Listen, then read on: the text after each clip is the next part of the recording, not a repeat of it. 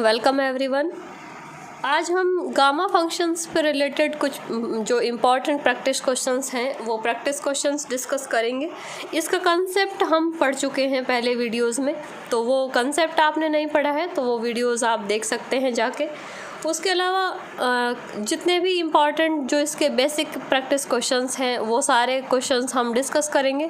Video पे अपना feedback ज़रूर शेयर करें। गामा फंक्शन हमने पहले पढ़ चुके हैं, गामा के जो हम वीडियोस हैं इससे पहले जो गामा फंक्शन की डेफिनेशन और जो इसके इम्पॉर्टेंट जो भी रिज़ल्ट हैं या फार्मूलाज हैं। तो गामा हमने पढ़ा था कि गामा को लिखने का तरीका होता है गामा n, और इसकी एक डेफिनेशन थी जिसमें हमने एक इंटीग्रल डिफ़ाइन किया था कि गामा जो फंक्शन होता है वो 0 to इन्फिनिटी x की पावर n-1 e की पावर -x dx इस टाइप का एक इंटीग्रेशन या इंटीग्रल होता है जिसको नाम दिया गया है गामा फंक्शन का। और ये आयलर का सेकंड समाकल है, ये भी आपको लिखवाया था कि आयलर ने जो ये दोनों फंक्शन दिए थे बीटा और गामा ही, जिसमें बीटा फंक्शन को फर्स्ट आयलर इंटीग्रल कहते हैं और सेकंड जो है वो गामा फंक्शन है। तो अब प्रैक्टिस क्वेश्चंस डिस्कस करेंगे। तो ये इसकी जो स्टैंडर्ड डेफिनेशन या स्टैंडर्ड इक्वेशन है गामा फंक्शन का, जिससे गामा फंक्शन डिफाइन है। उसके अलावा गामा के कुछ ट्रांसफॉर्मेशन हमने पढ़े थे कि गामा को कुछ और भी तरीके से हम लिख सकते हैं गामा फंक्शन को। तो स्टार्ट करते हैं। देखो फर्स्ट क्वेश्चन है इसका 0 to इन्फिनिटी x की पावर 5 e की पावर -x dx। तो ये स्टैंडर्ड इक्वेशन है। स्टैंडर्ड पे डिपेंड करने वाले जितने भी क्वेश्चन हैं वो तो आपको डायरेक्ट दिख जाएंगे कि जिसको हम इस तरह से चेंज कर सकेंगे 0 to इन्फिनिटी। अब ये n-1 वाली फॉर्म होती है, इसको हमको इस टाइप में ही बनाना है तो इसको हम लिख सकते हैं 6-1 e की पावर -x dx। तो ये अब हमको इजीली दिख रहा है कि गामा फंक्शन वाला इंटीग्रल है ये।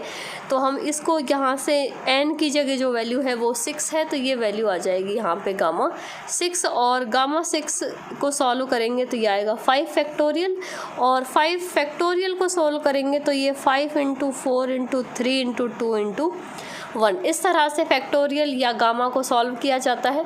तो यहाँ से हम इन सबको मल्टीप्लाई कर लेंगे तो ये यहाँ पे इनको सबको मल्टीप्लाई करने के बाद जो आंसर आएगा वो आएगा 120। तो इस तरह से जो डायरेक्ट डिपेंड करते हैं क्वेश्चंस स्टैंडर्ड डेफिनेशन पे वो तो हम कर ही सकते हैं। उसके अलावा जैसे इसके कुछ क्वेश्चन हैं तो उस क्वेश्चंस का टाइप अलग है, तो वो अब स्टैंडर्ड डेफिनेशन पे डिपेंड ना करके इसके ट्रांसफॉर्मेशंस पे भी डिपेंड कर सकते हैं क्वेश्चन। जैसे एक क्वेश्चन लेते हैं हम कि क्वेश्चन है 0 to इन्फिनिटी x की पावर 6 e की पावर -2x dx। ये क्वेश्चन है। यहाँ पे अब जो हमने स्टैंडर्ड डेफिनेशन है गामा फंक्शन की वो जो डेफिनेशन है वो है इस टाइप की। इसमें e की पावर हमेशा -x ही होती है। अब यहाँ पे देखो इसको तो हम 7/7 करके लिख सकते हैं 0 to इन्फिनिटी x की पावर 7-1। अब ये यहाँ पे -x की बजाय है माइनस का 2x। तो इनको सॉल्व करने का तरीका क्या है कि हमने ट्रांसफॉर्मेशन पढ़े हैं, कुछ इसके अलग से कुछ रिज़ल्ट पढ़े हैं। तो वो रिज़ल्ट और ट्रांसफॉर्मेशन अगर आप पढ़ेंगे तो आपको फिर ऑटोमेटिक वो चीज़ें याद आ जाएंगी कि हमने वहाँ से इस तरह का ट्रांसफॉर्मेशन पढ़ा था। तो दो ऑप्शन है, आप डिस्क्रिप्टिव पढ़ रहे हैं तो आप वहाँ से पढ़ सकते हैं जहाँ इस प्लेलिस्ट में पूरा डिटेल से एक एक चीज़ को पढ़ाया हुआ है कि जो जितने भी ट्रांसफॉर्मेशन है वो डिटेल से सॉल्व किए हुए और प्रूफ किए हुए हैं। तो आप डिस्क्रिप्टिव के लिए पढ़ रहे हैं तो प्लेलिस्ट में जाके वहाँ से पढ़ सकते हैं। अदरवाइज़ अब आप कॉम्पिटिटिव एग्ज़ाम के लिए पढ़ रहे हैं तो उसका एक पर्टिकुलर वीडियो है अलग से बीटा गामा फंक्शन के नाम से, जिसमें जितने भी इसके बीटा और गामा के जितने भी रिज़ल्ट हैं वो सारे एक वीडियो में कवर किए हुए हैं कि जितने भी रिज़ल्ट जो इससे रिलेटेड हैं बीटा गामा से रिलेटेड जितने रिज़ल्ट आपको याद करने हैं पढ़ने हैं वो सारे रिज़ल्ट एक साथ लिखवाए हुए भी हैं कि कॉम्पिटिटिव एग्ज़ाम के लिए तो हमको सिर्फ याद करने होते हैं रिज़ल्ट, उनको प्रूफ करने की ज़रूरत तो होती नहीं है। तो वो एक ही वीडियो में सारे रिज़ल्ट या सारे फार्मूलाज़ का एक वीडियो अलग से है, तो वो आप वहाँ से पढ़ सकते हैं, जिसमें कंप्लीट जितने भी फार्मूलाज़ हैं गामा के या बीटा के वो सारे एक वीडियो में कवर हैं। तो वो दोनों ही प्लेलिस्ट का भी और उस वीडियो का भी लिंक आपको डिस्क्रिप्शन में मिल जाएगा, वहाँ से आप चेक कर सकते हैं। और ये अब क्वेश्चंस आपके दोनों ही तरह से इम्पॉर्टेंट हैं, अब चाहे कोई डिस्क्रिप्टिव पढ़ रहा है उसके लिए भी, और चाहे आप कॉम्पिटिटिव एग्ज़ाम के लिए पढ़ रहे हैं उसके लिए भी। तो देखो, ये तो हम डायरेक्ट डेफिनेशन पे हो गया। और ये जो क्वेश्चन है ये हमारा एक ट्रांसफॉर्मेशन था गामा के अंदर, जिसमें यहाँ पे e की पावर x की बजाय यहाँ अगर कोई कांस्टेंट मल्टीप्लाई होता है e के साथ, तो इसका जो सॉल्यूशन होता है वो हम लिखते हैं गामा। अब यहाँ पे n की जगह है 7 और अपॉन a की पावर n लिखते थे, यानी कि यहाँ पे ये जो कांस्टेंट है इस जिसको a नाम देते हैं, e की पावर -ax, इस टाइप से, कि जिसे इस टाइप का रिज़ल्ट था 0 to ∞ x की पावर n-1 e की पावर -ax dx। तो ये इस टाइप का ही फंक्शन है। तो इस रिज़ल्ट की वैल्यू जो होती है वो होती है गामा n अपॉन a की पावर n। ये ट्रांसफॉर्मेशन में हमने पढ़ा था कि अगर इस टाइप से रिज़ल्ट होता है कोई भी तो वो हम इस तरह से लिखते हैं। तो यहाँ पे ये गामा 7 अपॉन a की जगह है 2, तो 2 की पावर हो जाएगी 7। इस तरह से आपको सॉल्व करना है इसको, और सॉल्व कर सकते हैं इसको। और अगर इसको सॉल्व करेंगे हम तो यहाँ पे जो वैल्यूज़ आएंगी, गामा 7 को लिख सकते हैं फैक्टोरियल 6 अपॉन 2 की पावर 7। और अगर इसको सॉल्व करेंगे हम तो यहाँ पे फैक्टोरियल 6 को भी सॉल्व कर सकते हैं, 6 × 5 × 4 × 3 × 2 × 1। और 2 की पावर 7 को अगर सॉल्व करेंगे तो यहाँ पे कुछ डिवाइड कर सकते हैं हम, 2 × 2 × 2, यहाँ पे 2 और 1 3 और 4 बार डिवाइड हो जाएगा 2 से। और जो बाकी की 3 पावर है वो हम ऐसे कैसे यूज़ कर लेंगे। तो देखो, ये 2 से 2 कैंसिल, ये 2 × 2 4 यहाँ से कैंसिल, और ये 2 से 3 टाइम कैंसिल। तो यहाँ पे ये बचेगा 3 × 3 × 5 ये बचा, बाकी सारी चीज़ें कैंसिल हो गई। तो ये हो गया 45 और यहाँ पे बचा ये 2⁻³ यानी कि 8। तो ये 45 अपॉन 8 ये इस क्वेश्चन का हो गया आंसर। तो इस तरह से जो रिज़ल्ट हैं वो आपको याद ज़रूर होने चाहिए। और क्वेश्चंस देखते हैं। देखो, गामा पे ये एक और क्वेश्चन है, इम्पॉर्टेंट क्वेश्चन है कि इंटीग्रेशन है 0 to ∞ √x और e⁻⁻x³ dx। तो अगर गामा से हमको इसको सॉल्व करना है तो किस तरह से करेंगे। देखो, अब यहाँ पे भी जो है वो स्टैंडर्ड इक्वेशन का कोई फॉर्म नहीं दिख रहा है हमको, तो यहाँ पे हम वैल्यूज़ जो हैं उसको कुछ चेंज करके या सॉल्व करके उसके बाद में हम इसको गामा की फॉर्म में लाने की कोशिश करेंगे। तो यहाँ पे हम मान लेते हैं कि माना x की पावर 3 = t। तो यहाँ से इसका डिफरेंशिएशन करेंगे हम, तो ये आ जाएगा 3x² dx = dt। ये वैल्यू आ गई हमारे पास। और इसी वैल्यू को हम चेंज करके, क्योंकि x² का कोई पद नहीं है यहाँ पर, तो आप एक तरह से इसको इस तरह से भी लिख सकते हैं कि जो x³ है इसमें से हम अगर x की वैल्यू निकालेंगे तो वो आएगी t की पावर 1/3। तो यहाँ से भी हम अगर इसको t की फॉर्म में लिखें तो dx बराबर आता है यहाँ पे 1/3 t की पावर 1/3 -1, यानी कि माइनस का 2/3 × dt। तो x की फॉर्म में ज़रूरत पड़ेगी तो ये वाला यूज़ कर लेंगे, और t की फॉर्म में ज़रूरत पड़ेगी तो ये बन जाएगा हमारे पास dt/3 t की पावर 2/3। इसको अपॉन में ले आएंगे तो पावर हो जाएगी प्लस की। अब जिस भी तरह से फंक्शन की वैल्यू हमको चाहिए होगी उसी तरह से हम इसकी वैल्यू यूज़ कर लेंगे। तो देखो, इंटीग्रेशन था 0 to ∞। अब वैल्यूज़ यहाँ पे भी 0 to x0 तो t0 और x∞ तो t∞। जो लिमिट है उसमें कोई चेंज नहीं होगा। x की पावर ये 1/2 है, यानी कि √x है, तो 1/2 1/2 घात, यहाँ पे x का जो मान है वो है t की घात 1/3 और उस पे घात हम लगाएंगे 1/2, यानी कि ये अंडर रूट की साइन था उसको हमने घात में चेंज करके लिख दिया है। अब ये आया e की पावर माइनस एक्स क्यूब को लिखेंगे हम t और dx की जो वैल्यू है वो हम ये वाली यूज़ करेंगे कि dt/3 की पावर 2/3। तो यहाँ पे हमारे पास जो मान आएंगे वो आएंगे कुछ इस तरह से कि 0 to ∞, t की पावर ये बनेगी 1/6 और इसमें से हम इस 2/3 को ऊपर लाके माइनस कर देंगे तो ये माइनस का 2/3 हो जाएगा और ये कांस्टेंट है 1/3, इसको बाहर लिख सकते हैं e की पावर -t इंटू dt। अब देखो यहाँ पे e की पावर में जो फंक्शन था वो सिंगल जो जैसे डेफिनेशन में है उस तरह से आ गया हमारे पास।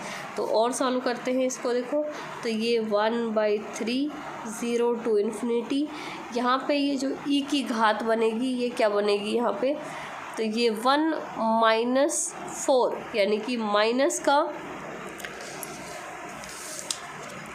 3/6 और 3/6 का मीनिंग है माइनस का 1/2, तो ये वैल्यू जो बनेगी वो बनेगी माइनस का 1/2। सॉल्व करेंगे इसको तो ये माइनस का 1/2 बचेगी और इनटू e की पावर, ये t की पावर है, t की पावर e की पावर -t इंटू dt। अभी भी हमारा जो डेफिनेशन वाला फॉर्म है वो नहीं बना है तो उसको बनाएंगे। देखो तो ये इसको हम लिख सकते हैं 1/3 0 to ∞, t की पावर यानी कि x जो हमने डेफिनेशन में पढ़ा है कि वेरिएबल की पावर n-1 होती है, तो इसको n-1 की फॉर्म में कैसे बनाएं, तो इसको अगर हम लिखें 1/2 -1 तो सॉल्व करेंगे तो माइनस का 1/2 आएगा, ये आ जाएगा और ये हमारा जो डेफिनेशन वाला फॉर्म बन गया और e की power -t into dt। Definite integration की प्रॉपर्टी होती है कि ये जो वेरिएबल्स हैं ये हम चेंज भी कर सकते हैं या फिर अगर वेरिएबल चेंज हो जाता है तो प्रॉपर्टी वापस से वैसी ही अप्लाई हो जाएगी।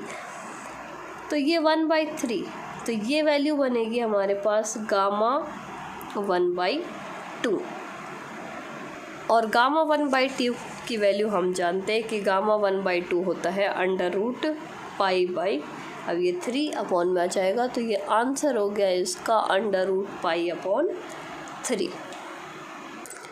नेक्स्ट ये एक और इम्पॉर्टेंट क्वेश्चन है गामा फंक्शन पर।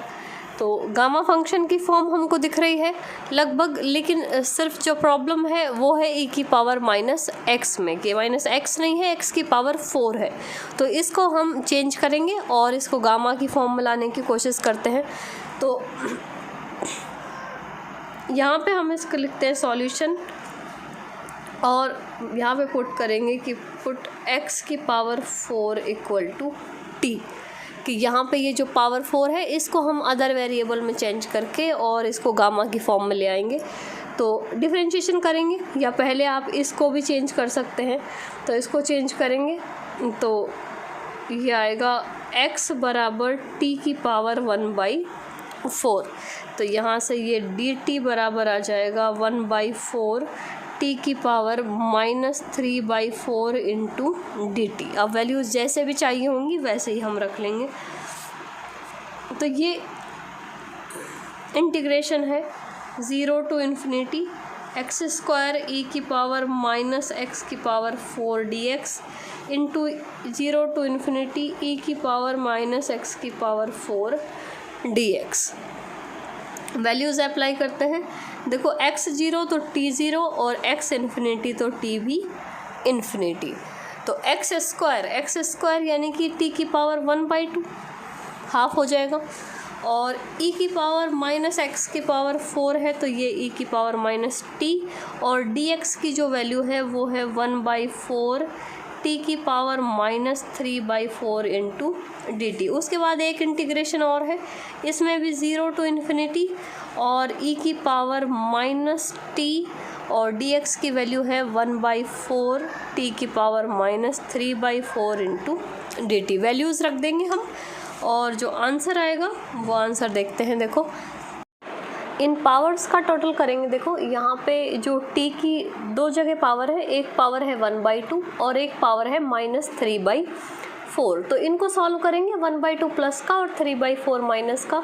तो ये सॉल्व होके जो पावर बनेगी वो बनेगी -1/4। ऐसे ही इसको सॉल्व करेंगे तो यहाँ तो t की सिर्फ एक ही पावर है -3/4।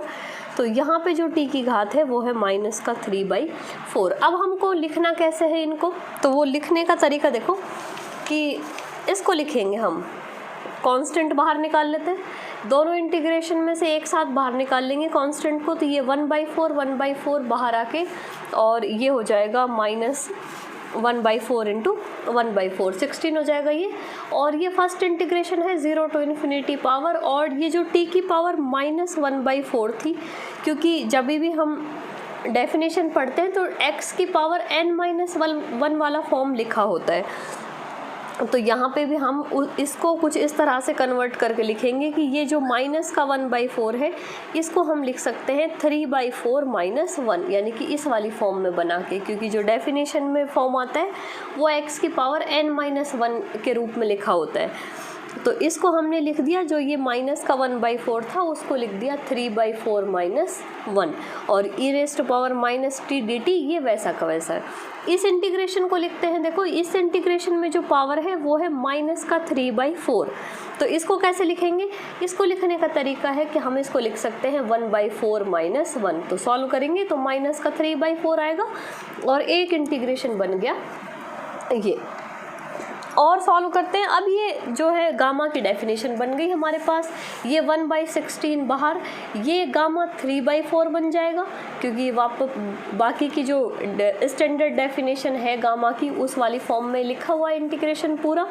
तो ये तो बन जाएगा गामा 3/4 और ये बन जाएगा गामा 1/4। अब गामा 3/4 और गामा 1/4 को सॉल्व करने के लिए हम क्या करेंगे कि एक हमने ये रिलेशन पढ़ा है, बहुत इंपॉर्टेंट रिजल्ट है, इसके क्वेश्चन भी किए हैं हमने।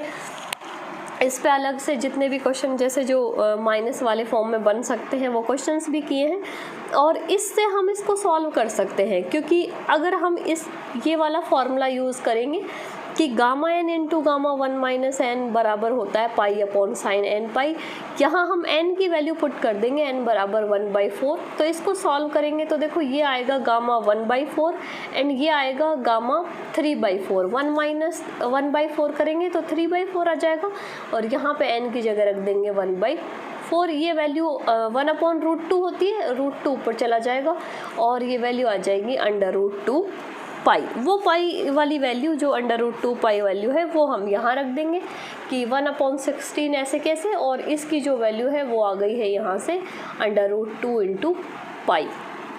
तो इसको चाहे तो ऐसे ही लिखा छोड़ सकते हैं √, और अगर किसी और फॉर्म में मतलब ऑब्जेक्टिव टाइप क्वेश्चन है तो वहाँ हम देख लेंगे कि हम इसको π/8√2 भी लिख सकते हैं।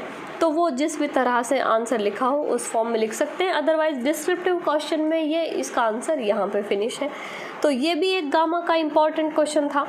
इसके अलावा और क्वेश्चंस देखते हैं। देखो इसके नेक्स्ट ये क्वेश्चन है, तो ये भी एक इम्पॉर्टेंट क्वेश्चन है, लेकिन ये बीटा फंक्शन का है, तो हम इसको बाद में सॉल्व करके और इस वाले क्वेश्चन को सॉल्व करते हैं। ये गामा फंक्शन से रिलेटेड क्वेश्चन है और इम्पॉर्टेंट है।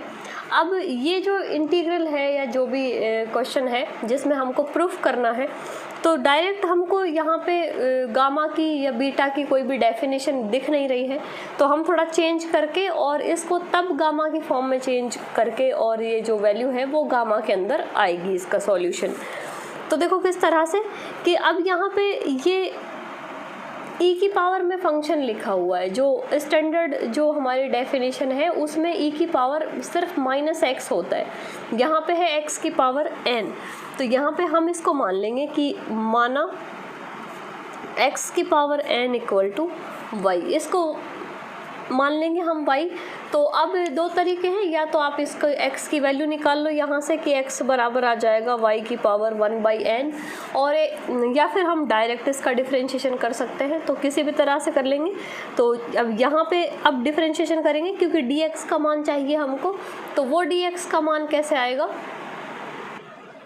डिफरेंशिएट कर देंगे तो ये वैल्यू आएगी हमारे पास 1/n y की पावर 1/n -1 इंटू dy, इस तरह से।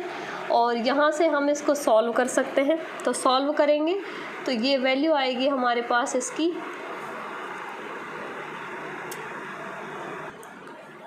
कि 0 to ∞ e की पावर -x की power n into D x. इसमें हम वैल्यूज़ अप्लाई करेंगे तो ये आएगी। अब लिमिट भी चेक कर लेते हैं, जब x 0 तो y 0 होगा, और जब x इक्वल टू इन्फिनिटी रखेंगे तो y की वैल्यू भी आ जाएगी इन्फिनिटी, तो लिमिट वही रहेगी।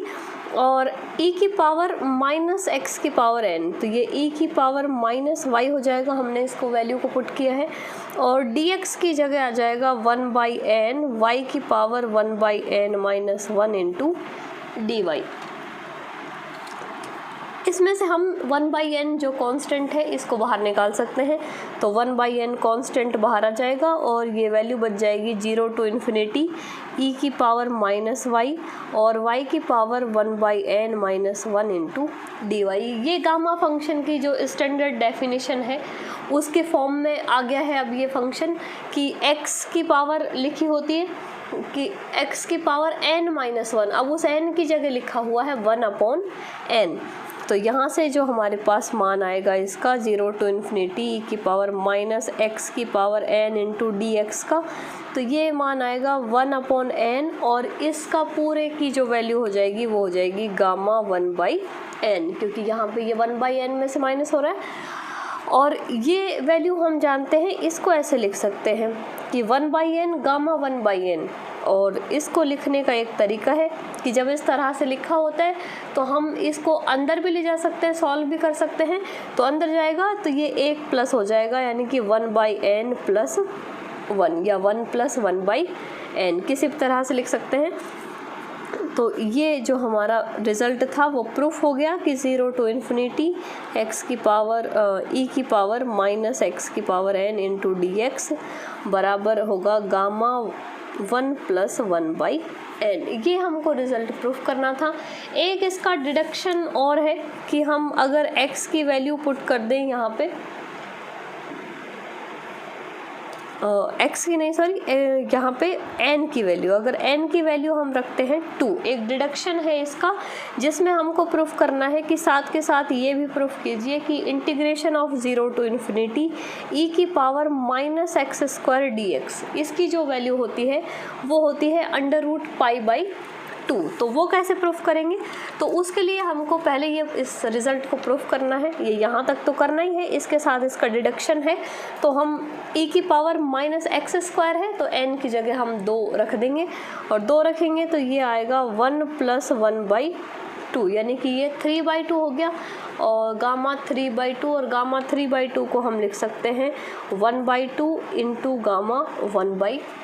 तो 1/2 की वैल्यू गामा 1/2 हम जानते हैं कि √π होता है और अपॉन में 2। तो यही इसका डिडक्शन था कि 0 to ∞ e की पावर -x² dx का जो मान है वो √π/2 के बराबर होता है। तो ये गामा से रिलेटेड कुछ बेसिक भी कह सकते हैं, क्योंकि बहुत ज़्यादा टफ क्वेश्चंस नहीं है ये। तो कुछ जो बेसिक उसकी प्रॉपर्टीज़ हैं, ट्रांसफॉर्मेशन थे, और जो कुछ उसकी जो स्टैंडर्ड डेफिनेशन है उससे रिलेटेड ये क्वेश्चंस थे। इसके बाद में इसके और काफ़ी सारे प्रैक्टिस क्वेश्चंस बाकी हैं, वो धीरे धीरे हम सॉल्व करेंगे। तो आज ये वाले क्वेश्चन सॉल्व हो गए, इसके बाद में जो भी अनसॉल्व बचे हैं या जो कुछ और रिजल्ट है प्रूफ करने वाले वो कंटिन्यू सॉल्व करते रहेंगे हम वीडियो। ओके, मिलते हैं नेक्स्ट वीडियो में।